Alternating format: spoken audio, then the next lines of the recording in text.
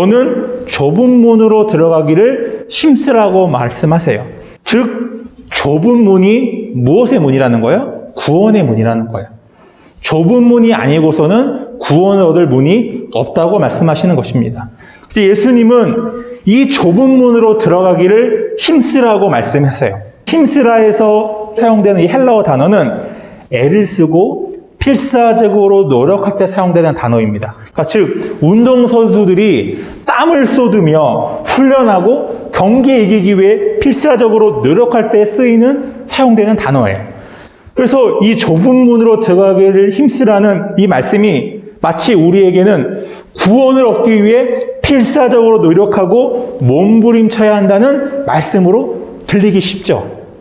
근데 구원은 우리가 필사적으로 노력하고 애를 써서 주어지는 것이 아니에요. 예수 그리스도께서 이미 십자가에서 모든 것을 다 이루셨어요.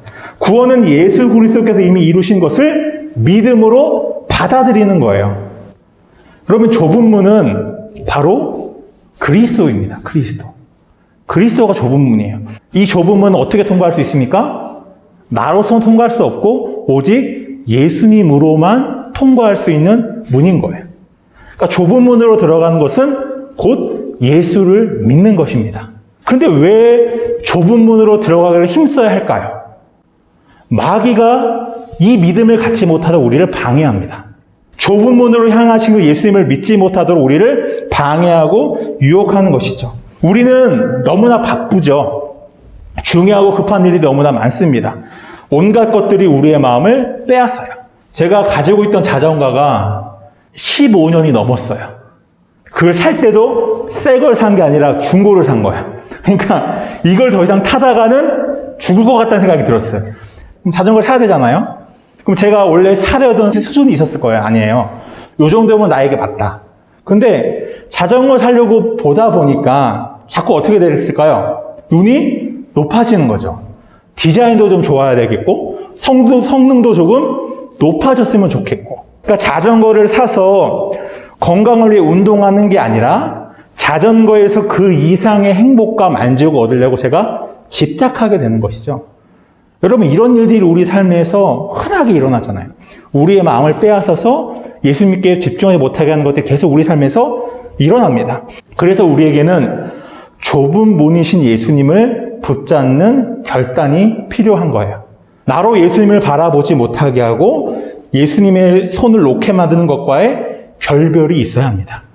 여러분, 내가 지금 예수님 대신 잡고 있는 것과 손을 놓고 예수님을 붙잡아야 예수님과 함께 동행한다는 걸 내가 알게 되는 거예요. 여러분, 구원으로 들어가는 그 좁은 문이지만 그 문은 저와 여러분 앞에 지금 열려 있습니까? 닫혀 있습니까? 그 문은 열려 있어요. 열려 있어요. 예수님은 그 문으로 들어오라고 지금 우리를 초청하고 계세요. 예수님이 우리의 마음 문을 두드리고 계시는 거예요. 제발 좁은 문으로 들어가라. 그것이 살 길이다. 그런데 우리는 어떻게 하고 있을까, 지금?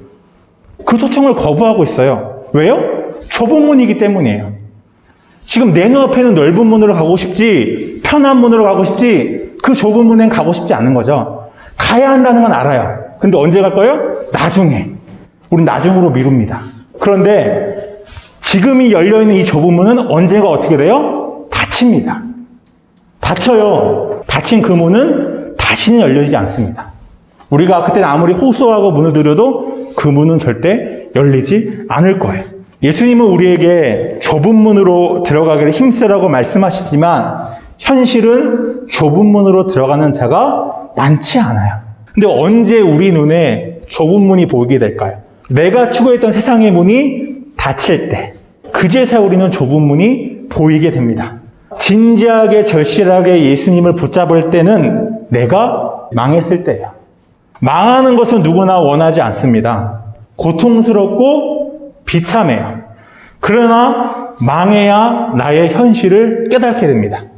망해야 나의 길이 틀렸다는 것을 인정하고 예수님이라는 새로운 대안을 내 삶에 받아들이게 되는 거예요. 골목식당을 보면 이제 사정이 어려운 식당들이 나가죠. 사장님들은 자신의 재산을 다 투자해서 식당을 차리고 열심히 노력하지만 장사가 되지 않아요. 근데 거기에 영웅 한 명이 찾아가죠. 누가 찾아갑니까? 백종원 씨가 찾아가죠, 영웅이. 백종원 씨가 가서 가장 먼저 하는 일이 뭐예요? 왜 장사가 안 되는지, 왜 손님이 찾아오지 않는지 이유를 말해주는 거죠. 계속 이렇게 하다가는 망할 수밖에 없다는 그 현실을 들려주는 거예요. 주방을 하나하나 뒤집어 가면서 청결 문제를, 동선 문제를, 손님 응대가 어떻게 잘못되었는지, 또 자기가 직접 요리를 해서 원래 음식의 맛이 어땠는지를 보여주죠. 그 시간은 사장님들에게 즐겁고 편한 시간이 아니에요.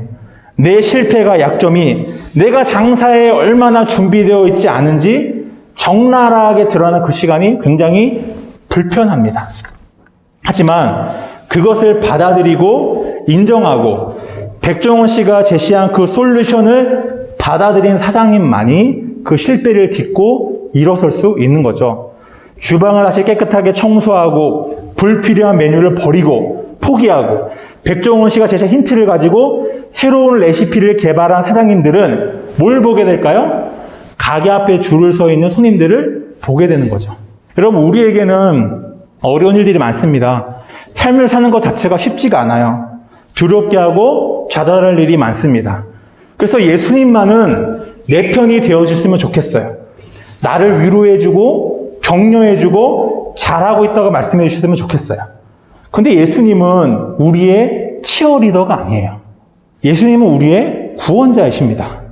저는 어설픈 목사이기 때문에 여러분에게 해야 할 말보다 여러분이 듣고 싶어 할 말을 할 때가 있습니다. 그런데 예수님은 어설프지가 않습니다. 예수님은 여러분을 정말 사랑하세요. 자신의 몸을 버리시기까지 우리를 사랑하셨어요. 그래서 우리가 잘못되는 꼴은, 우리가 죽는 꼴은 절대 보지 못하세요. 그래서 예수님 우리에게 뭘 하실까요? 지금 나의 현실이 무엇인지를 보게 하세요. 그 잘못된 현실을 돌이키지 않으면 어떤 결과를 맞이할지를 들려주십니다. 그 말씀이 아프고 서운하고 두려울 수도 있어요. 하지만 그 말씀을 듣고 나에게 받아들이고 돌이켜서 좁은 문으로 나아가야만 우리는 살 수가 있습니다.